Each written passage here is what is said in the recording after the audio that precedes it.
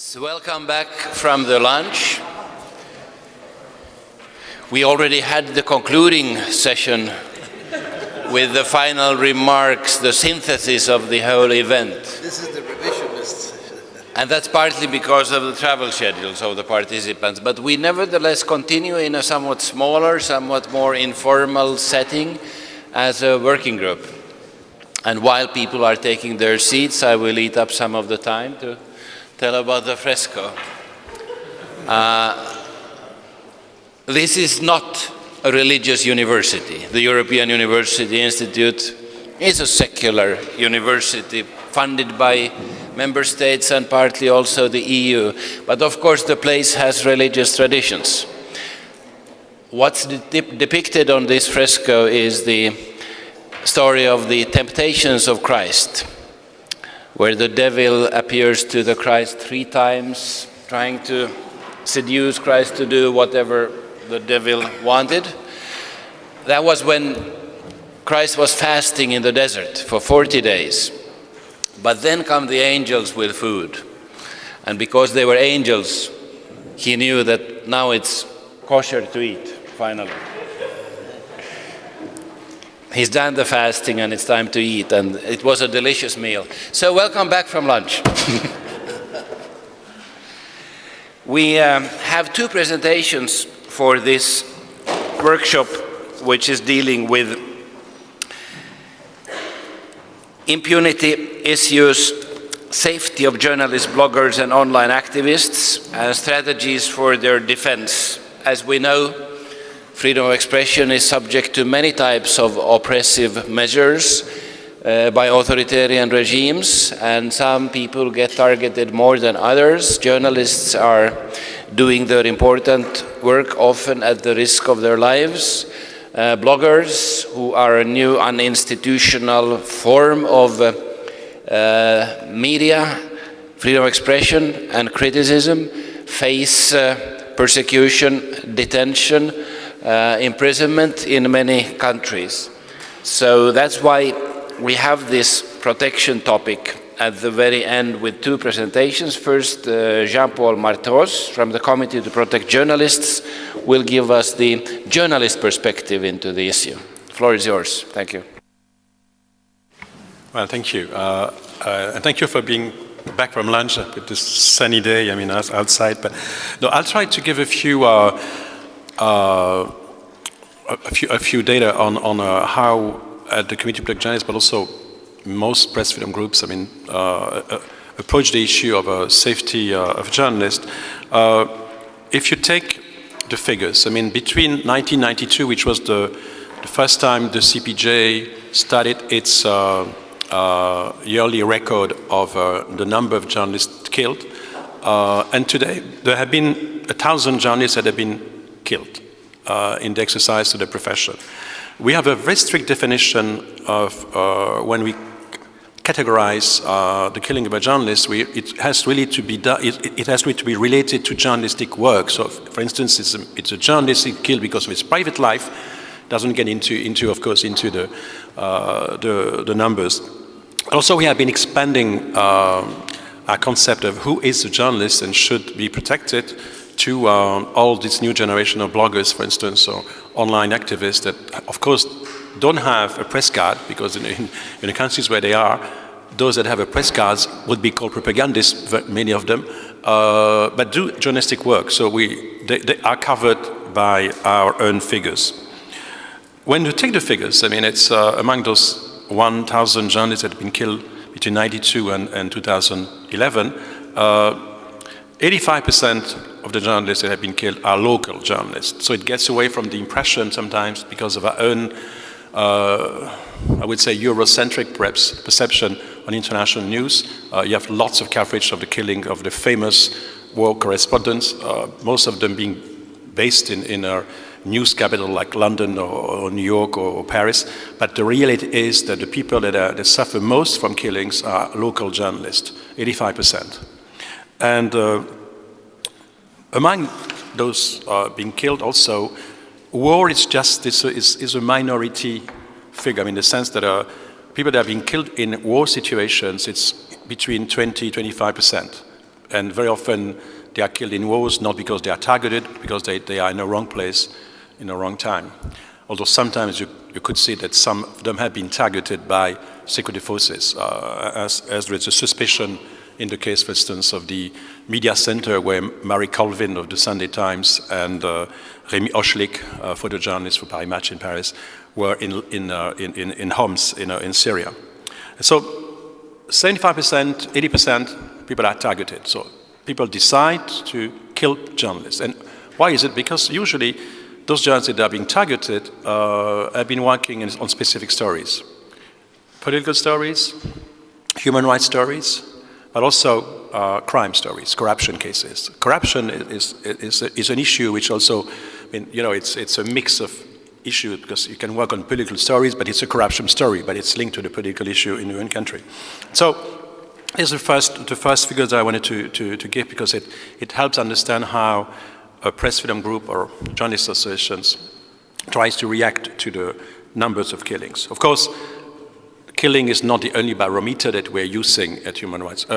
So I also work for Human Rights Watch. So I'm still so at CPJ. Sorry, I hope there's no streaming back to New York that they are monitoring what I say. So Committee to Protect Journalists. We have various barometers, of course, of the state of press freedom or attacks on the press, and the focus of CPJ is really on the major cases, the most acute abuses against the press. And our report, for instance, illustrates the focus that we have on those kinds of cases. It's called attacks on the press. So there's an element of violence in the way we see our work. Really, is first to confront the major forms of censorship, which is murder. But we have also other barometers. We have the Exiled Journalist Index, for instance, which is also a sign of the pressure under which some journalists are in their own countries. The number of exiled journalists is certainly an index of what's happening in their own country. We have the Jail Journalist Index, we have the Censorship Index, we have the Impunity Index, which is the second step that I will mention. So, why is it that we have the feeling that there is much more insecurity in the capacity of journalists to cover the news in comparison to other decades? I had to tell my own story. As a journalist, I feel that the conditions under which journalists have to work today are much more dangerous than when I was covering, for instance, Central America, which was, by the way, the origin of CPJ. CPJ was created in 1981 after the killing of 4 Dutch journalists in El Salvador by the Salvadoran army. That was the origin of the organization. I was covering those conflicts at the time.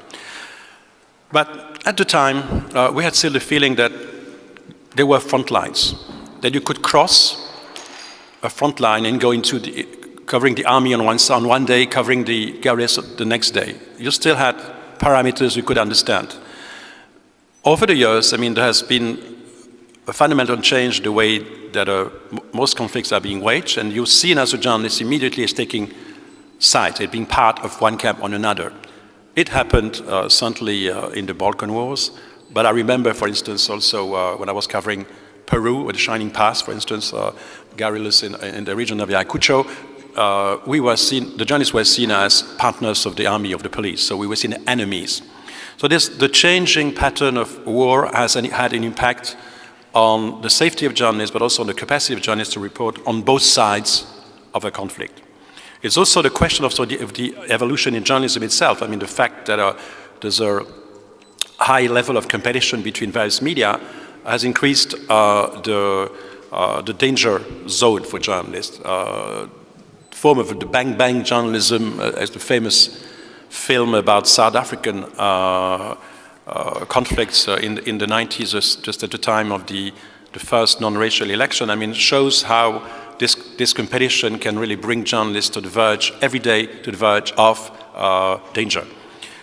It's also the fact that increasingly, because of the changes within the news system, you have increasingly recourse to freelancers in many, many countries. And those freelancers tend to take more risky assignments. They're not as well protected as the full-time special correspondents sent by the own media to a war zone. And so there is a level of insecurity which is linked to the changing pattern in the profession itself.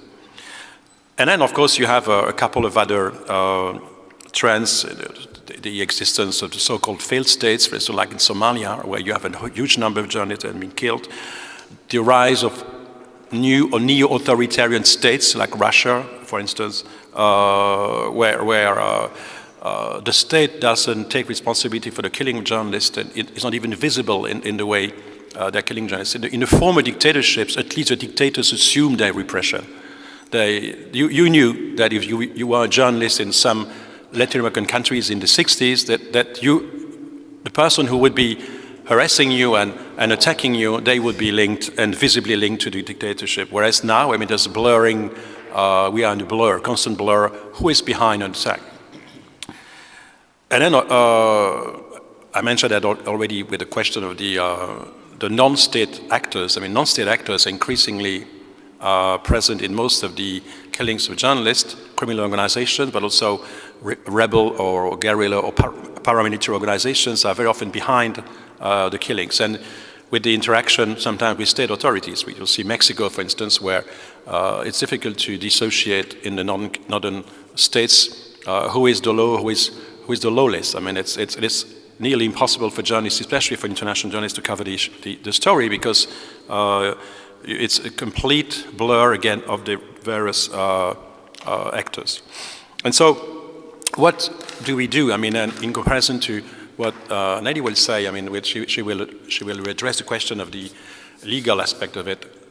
As a press freedom group, of course, we are definitely focusing on how to protect journalists. Is the name of the organization, Committee to Protect Journalists. How can we do it?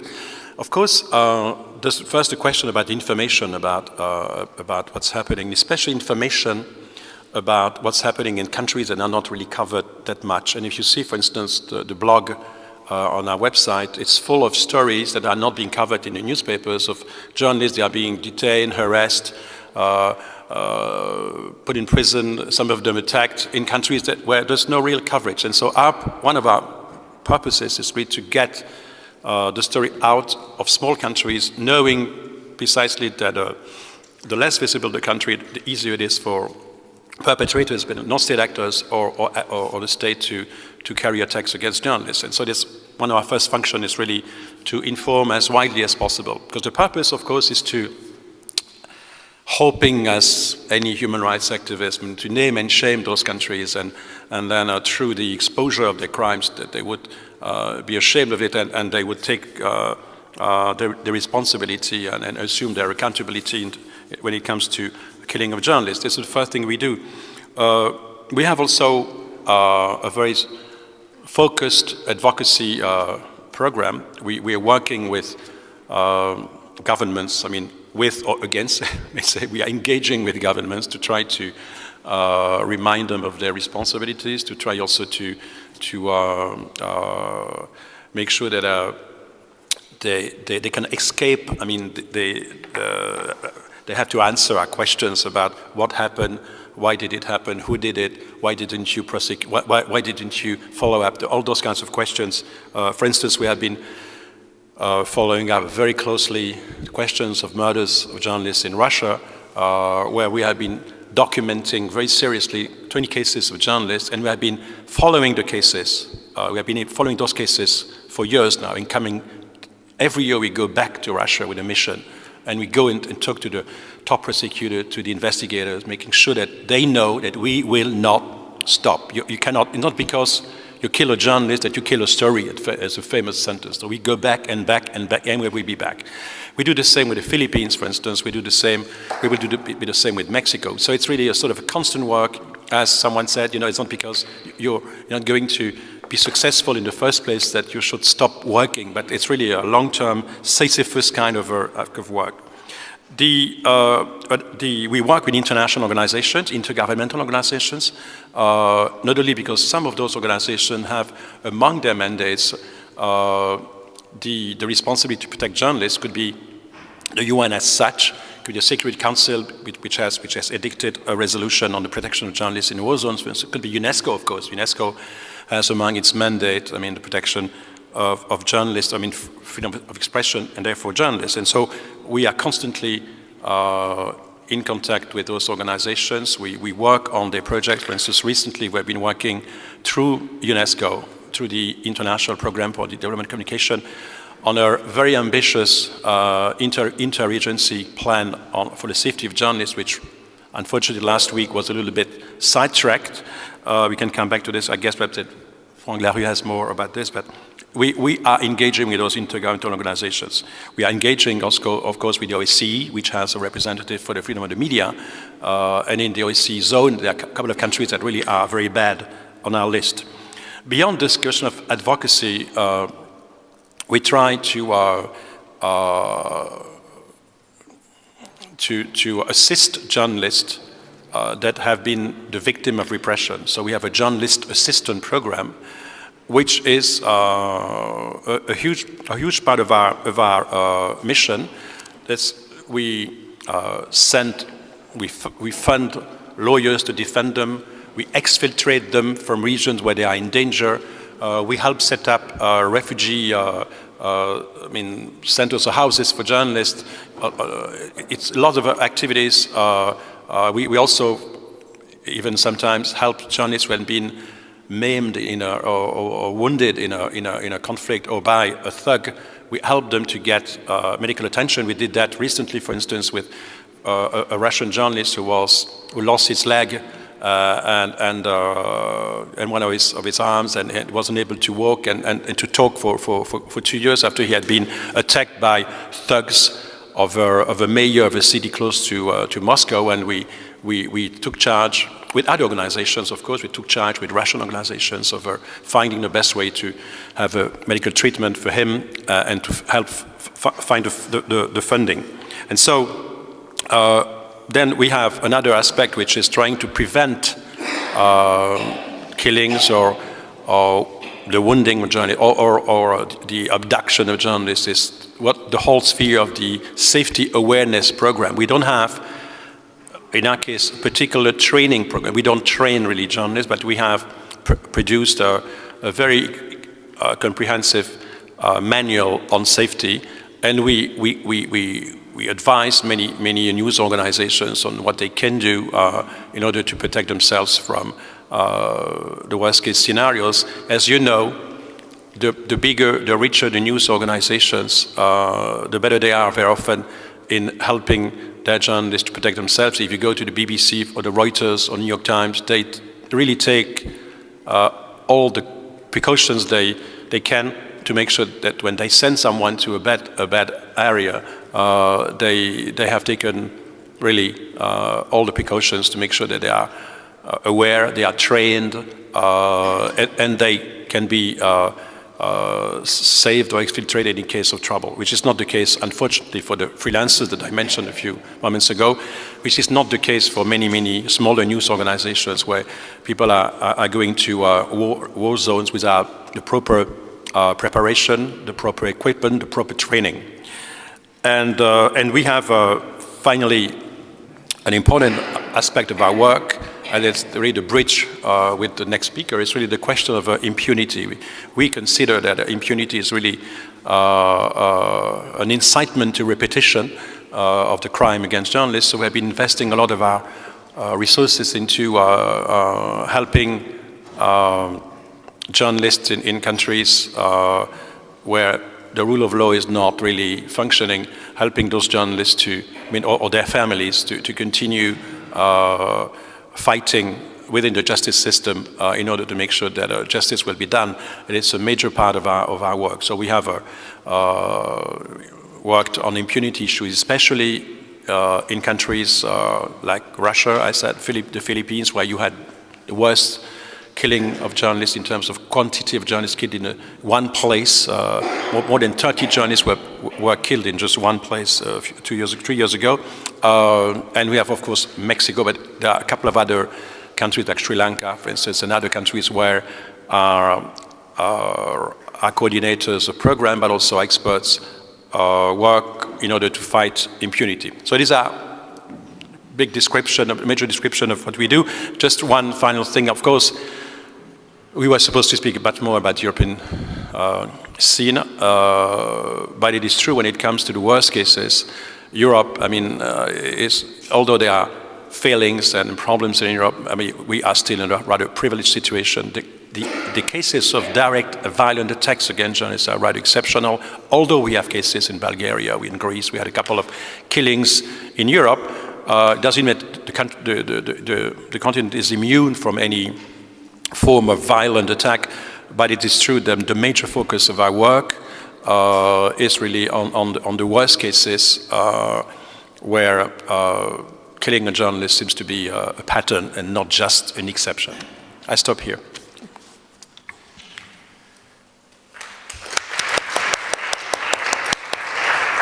Thank you very much. That gave us the facts on the ground, the journalist perspective into the issue of violence against journalists, and what action has been taken to protect journalists. We'll complement with the legal perspective. Nani Jansen from Media Legal Defense Initiative will address legal strategies to defend freedom of expression, and then we'll have a common discussion on the basis of the two presentations. Over to you. Thank you. It's a bit of a challenge to be the very, very last speaker at the end of a very long list of much more interesting speakers, probably. I also, unfortunately, do not have a poem to recite, let alone one that contains the F word. So I'll try to keep it brief, so you can all remain focused and then go play outside. To complement Jean-Paul's story, I'm going to focus on legal strategies to defend, the safety of journalists or to protect journalists. Unfortunately, this is a topic that actually raises more questions than that it answers. I will just briefly set out what the current landscape is and then raise a number of issues that are worth considering, perhaps, to be more effective. And then I hope perhaps that in discussion we can come to some nice new ideas. The topic basically has two basic components, the theoretical one and the practical one. Unfortunately, I would qualify the legal one as a theoretical one because it's a reactive mechanism. There are many obligations under public international law to protect journalists. I would like to mention the ICCPR, the Geneva Conventions, if we talk about war zones, etc. And of course, within the European context, in the European Convention, we have Article 2, right to life, Article 3, prevention of torture, and Article 5, liberty and security of person. And there's also an obligation under the European Convention to create a positive environment for a free press under Article 10, which of course also includes the possibility to do your work to begin with, meaning that you won't be harassed, intimidated, or otherwise assaulted. Jean-Paul just mentioned impunity. There is also an obligation to undertake effective investigations in case a journalist is harassed, also under the European Convention. That's kind of the procedural aspect of the articles that I just mentioned. What these legal instruments provide is a possibility to hold a state and, if possible, also an individual, because, for example, Article 19 of the ICCPR has been held in a general comment 34. It's been confirmed that it actually has horizontal effect, direct horizontal effect. To hold a state or an individual liable for violation of these rules. Famous examples, of course, are the Kongadze case from Ukraine and the Ding case from Turkey. And there are many more cases pending, unfortunately. There are also some countries that have a provision in their national criminal law that prescribes the assault of journalists. I have a nice list here of a number of countries within this region. Let's say I have here Kazakhstan, I have Kyrgyzstan, Tajikistan, Belarus, Georgia, Azerbaijan, Armenia, Moldova, Ukraine. Ukraine being an ironic example then again, because the Kongadze case, of course, is from Ukraine. So this only goes to show that it's all very nice to have the laws on the book. It's a theoretical deterrent, but the question then is what can be done on a practical level and also what can be done preventively. to go back to the famous Gongatse case, before he disappeared and was later found decapitated somewhere else, he actually had written a letter to the public prosecutor indicating that he'd been followed by a car with the same license plate, that he'd been receiving mysterious threats and so on. And nothing really was done about that. So this comes to part number 2, the practical aspect of protection. As Jean-Paul just indicated, there are often a lot of indicators already that can show that a country is on a sliding scale downhill as regards freedom of the press, safety of journalists. And the question there is, like, what could we put in place to make sure that it's acted upon at this point? When you see that if you have a checklist, so to speak, of a certain number of markers, is there a mechanism that could kick in at such a point to make sure that the government is forced to provide better protection for its journalists? A number of the institutions just mentioned might be suitable forums for that, indeed the Council of Europe or OSCE. I have UNESCO here with a question mark, with perhaps an even bigger question mark considering the way things went last week, which perhaps someone else could say a little bit more about with the system-wide protection plan. Perhaps it would be possible for an organization like UNESCO, who actually has an individual complaints mechanism, to create a sort of a summary proceedings type of mechanism, so that at the moment that someone is under serious threat, they can go there and someone could actually independently establish that there is a threat, obliging the member state to do something about it. It's just free thinking. I'm not saying that this is all realistic, but just to throw some things out there. Let me think. Other possible examples would be even more preventively. What are the standards that we hold the potential EU member states on? Is it perhaps a point that should be looked at more strictly when we consider entry into the European Union? All of this, of course, depends on one really major factor, which is political will. So that is a reality that is probably very challenging to deal with and has very little to do with the law. And then there's also, finally, the issue of implementation, because also judgments from the European Court for Human Rights very often are left unimplemented. So yeah, these are the questions that I'd like to raise, so I hope we might altogether think about it a bit more.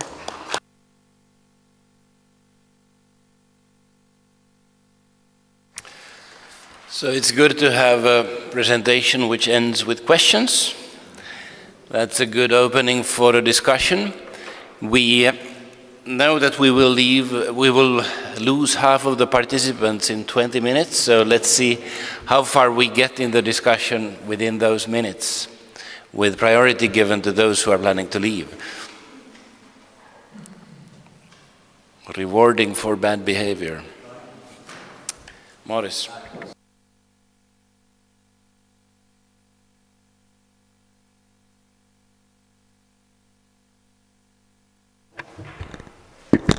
I know that implementation is a problem, and no doubt much worse for the Human Rights Committee than for the European Court, but do you see, I've heard that there have been some efforts, I know about some efforts to monitor for implementation and do some advocacy. Do you have any sense of whether any of that is moving forward? I mean effective is what I meant. I actually don't know if that has had any effect, to be honest. I guess it runs into the same basic problem as with any other human rights violations. It's the principle of naming and shaming, and whether or not a particular state is sensitive to that pressure, which then again also depends on the context. Does this state want anything in particular from any of the other states that's willing to take it up? So I think it's very difficult to say something about that in a general sense. Just add UNESCO, I mean the Director General of UNESCO has invited the countries that have been The Director General UNESCO condemns killings of journalists in a systematic way, which really commend. I mean, it's really a great initiative on the part of UNESCO. But at the same time, they have been inviting the countries that have been listed as being killers, or just like being killed, to submit on a voluntary basis a report every 2 years on where is the action on the question of investigating, prosecuting those cases. And if I don't have the figures but in front of me, but if I remember well, out of the 38 countries that were listed, only 21 responded. Less than half of the cases were mentioned. I mean, were taken, were analyzed and sent back to the Director General. And you would say, well, 21 responded. That's rather interesting. But when you see at least extracts of the responses that they sent to Director General, some of them are absolutely. I come from Belgium, where surrealism is part of the national art, but they are surrealistic. I mean, they wouldn't pass the test of a legal assessment, some of them, which shows, I mean, that the real question really is the commitment of member states that are supposed to be held accountable under their own commitment under international law. In fact, they take part in those organizations. The question really is political will, as you said. I mean, most of those member states appear not to care enough to even respond, not to care enough to even respond, and when they do respond, they don't care sometimes enough to really respond seriously to the questions raised by the Director General. And it's really something that we saw again a few days ago at UNESCO in a meeting on the discussion of the adoption of the UN Action Plan. We saw some countries that were really obstructionist. I mean, and they were not necessarily the countries that we would consider the worst, North Korea or Pakistan. No, you could see countries that are democracies like Brazil or like India taking a very obstructionist position on the issue of this plan. So, the real question that we are confronted with really is the will or the absence of will of many member states to really apply their own commitments in terms of prosecuting the killers of journalists. And of course, and again, we wouldn't like to be seen as corporatist and only focusing on journalists, but the fact that journalists are being the victim of impunity very often corresponds to the general culture of impunity in the country. It's also linked to the killing of trade unionists, of academics, of lots of political opponents. So it's not just that. Thank you. Frank?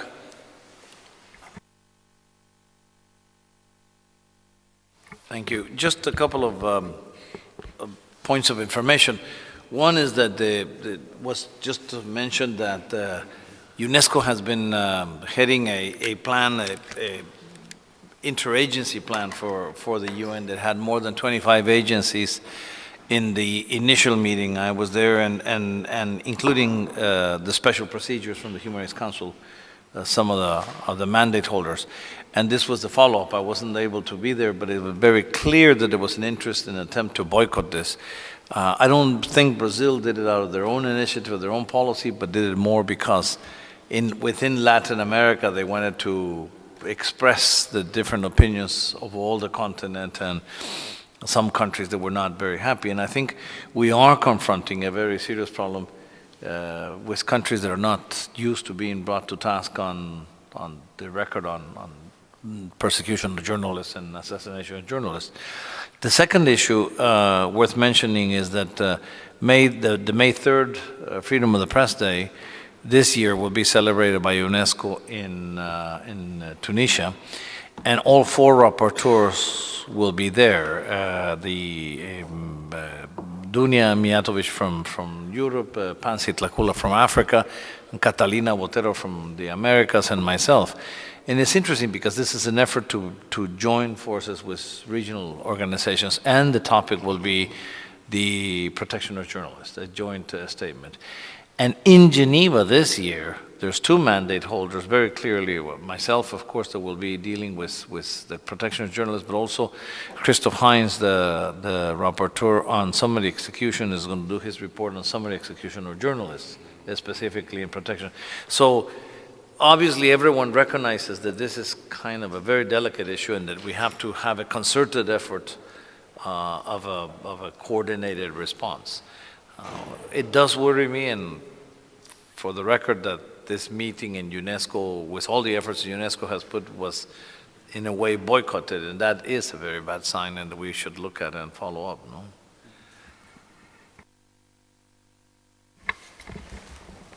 Yes, please. Yeah, no, I think just addressing this issue about the European Court and some of the decisions they've made, I mean, I think there have only been very few, but as I understand, all of them have referenced the right to life and the need to, of course, investigate the cases, but none of them have referenced a violation of Article 10 here, of the right to freedom of expression. Because I think the assumption is that the right to life trumps the freedom of expression angle regarding cases of journalists. I think, and at least the last, I know in the Gangadze case that was, have they overturned that now? Yeah. Okay. No, and that's great if they have, because I remember in the past they hadn't done that. But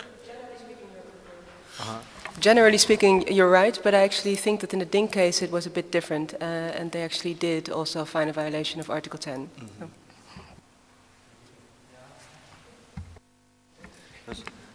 I think the first case where the European Court has recognized, first of all, horizontal effect was in a case of violence against journalists, in a case against Turkey, which was the case of Özgür Gündem.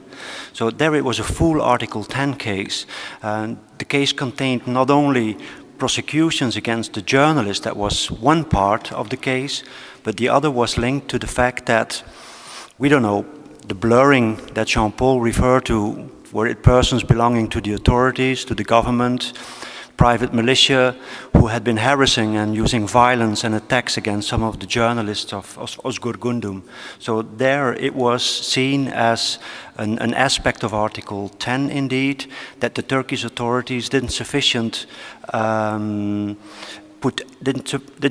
put energy, first of all, in protecting the journalist against the attacks, and then indeed, secondly, in investigating afterwards the attacks that had occurred. So I think from then onwards, it has been recognized that you can have a strong case in this area. I think in both cases of Gangadze and Dink, of course, they were assassinated. It was the widow, and these cases were brought then under the other articles. But I think there's no discussion that Article 10 can be applicable here when it is brought in under an Article 10 perspective. Just to add to that, that the European Court in this sense is also standard setting. There's now a new case before the Inter-American Court, and I'm sorry that the name kind of escapes me, and it's outside of Europe, so I won't elaborate too much, but an amicus brief was filed there by Article 19, citing the case that Dirk just mentioned, amongst others, explaining that impunity is, prescribed by the European Court, basically. So.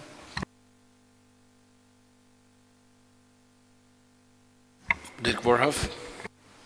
I have a question to Jean-Paul, also you referred yourself to the recent assassination, killing of two journalists in Syria. And we all know that one of them got away, a press photographer, Mr. Conroy. But we heard his testimony afterwards.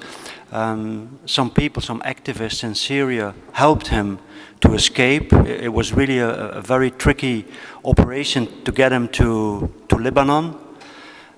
They were hunted by government militia, and once he was over the border in Lebanon, I don't know, 12 or 13 of the people who have helped him to escape afterwards fell in hands of the government troops and were killed.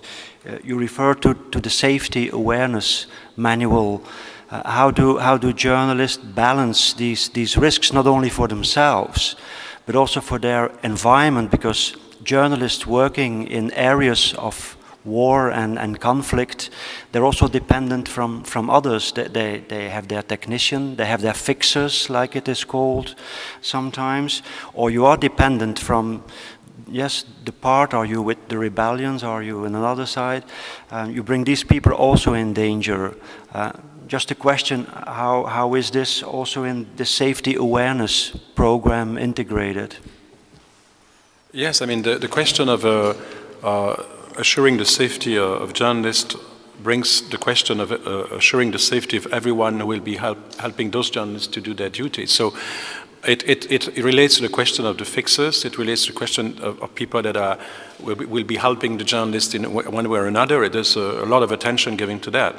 Of course, we cannot enforce those rules or those advice that we give in our training manual, but also it also relates, for instance, to the protection of your sources on the ground. I mean, to make sure that when you interview someone, that will not be possible to identify the person. So it's there, it's present.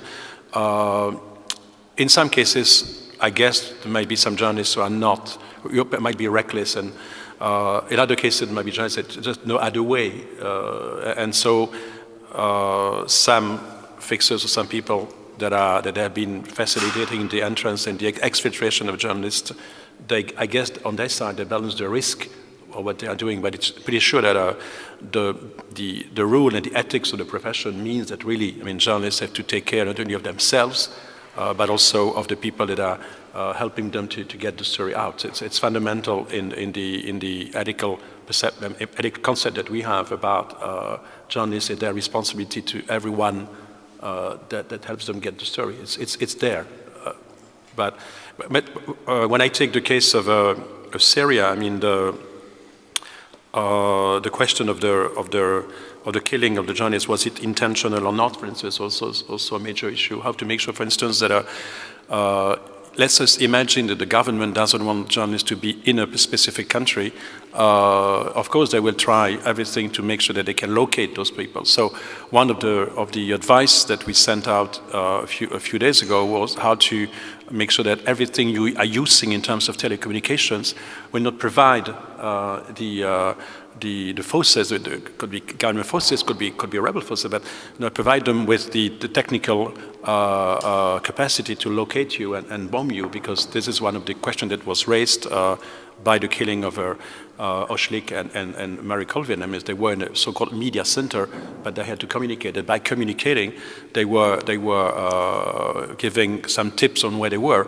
And then it raises the other question, which is being debated by some MEPs, for instance, in Brussels. It's the whole question of who provides those government with the technology that they can use to track and locate and repress journalists. So it's also another issue which is interesting. And I know that this is a discussion which is increasingly present in our press freedom groups, is the responsibility of the countries, but also the companies that do provide, I would say, dictatorship technology, I may say, because we speak of communications technology is verified as liberation technology, but they can be absolutely put to another use, as we saw, for instance, in the demonstrations in Iran in 2009 with the Green Revolution. I don't know whether it's a real statement, but I read that the chief of the secret services of Iran said, if I had not had Facebook and other social media, it would have taken me 2 years to track down all the protesters that we wanted to arrest. We were able to identify immediately, very quickly, who was calling for coordinating or calling for them. So we have to be aware of this as well as journalists. The more technological we become, the more vulnerable also sometimes we are. So we have to make sure that we can protect ourselves, protect people that are around us, and protect the sources that will, because when we leave, it's over for us, but we have a responsibility for the people that we leave, that will be there on the ground facing repression. So it's really an issue that we have to take into consideration increasingly.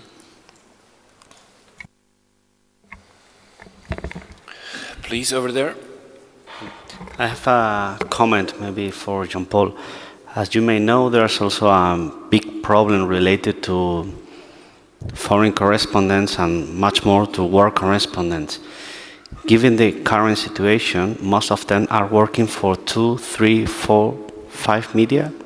just in order to pay the assurance and so on. So what do you recommend? What can they do? I'm thinking in the Spanish journalists, most of them, or most I know, they are working at least for the Spanish media and also for Latin American media, as well as most of them create their own Twitter account or whatever in order to create this personal brand. So it's quite complicated, isn't it?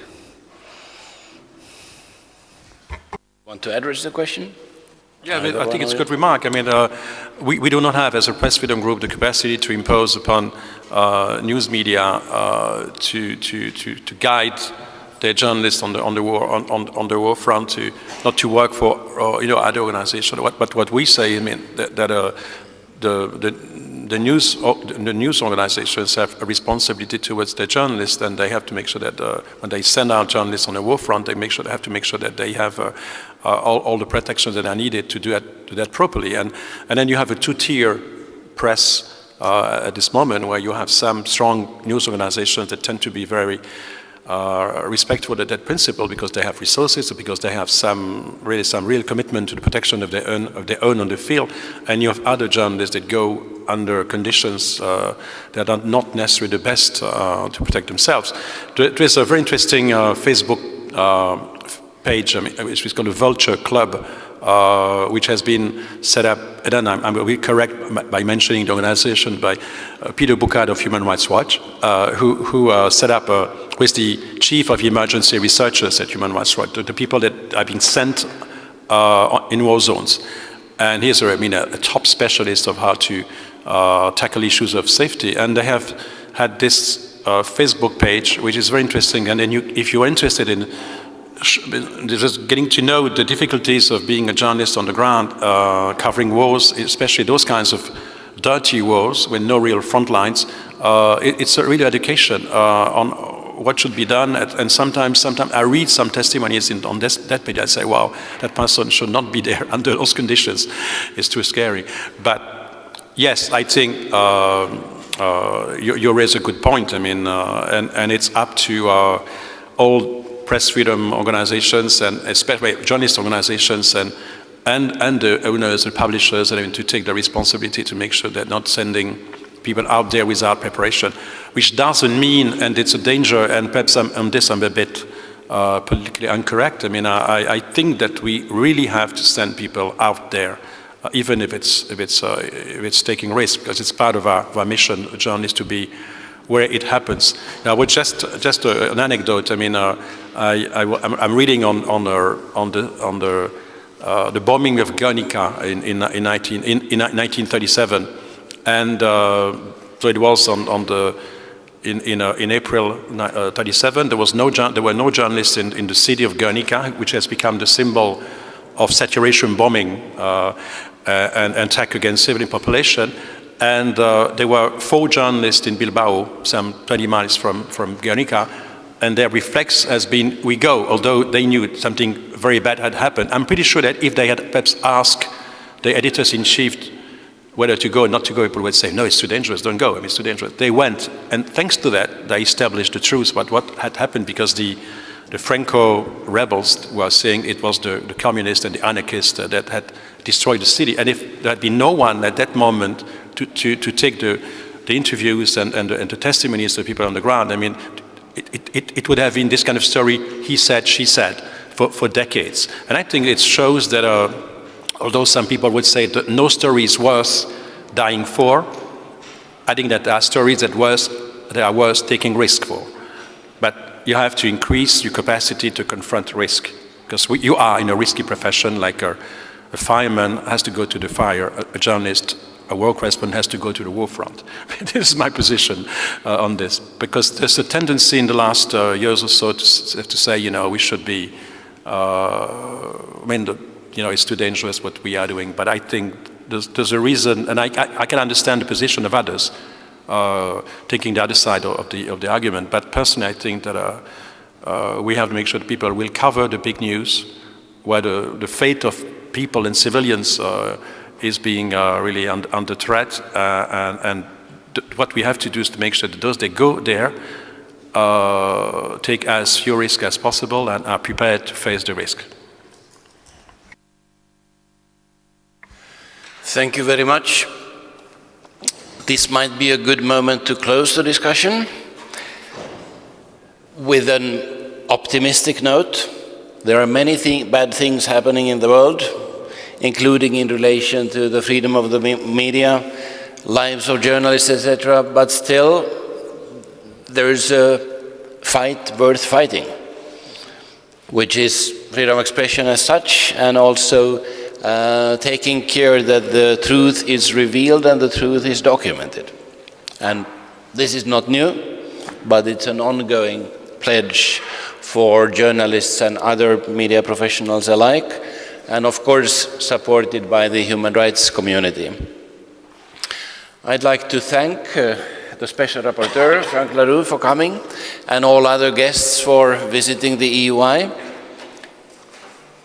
and the organizers for convening the event. The sun is still out, we can enjoy an hour or two of that. Thank you.